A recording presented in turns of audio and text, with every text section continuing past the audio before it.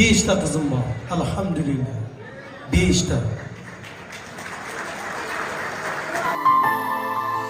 Dua eyley yaratgan Parvardigar. Dua eyley yaratgan Parvardigar.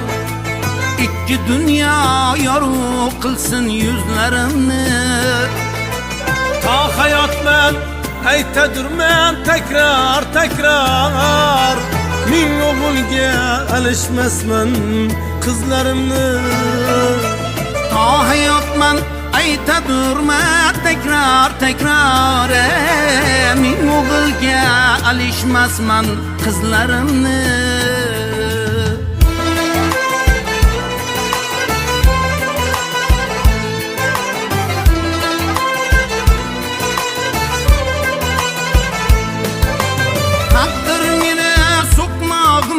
Yo'l ochsa ham, har bir bosgan qadamimdan gul sochsa ham, Taqdir meni so'qmog'idan yo'l ochsa ham, har bir bosgan qadamimdan gul sochsa ham, boshlarimdan kunda tilozlar sochsa ham, ming o'g'ilga alishmasman qizlarimni.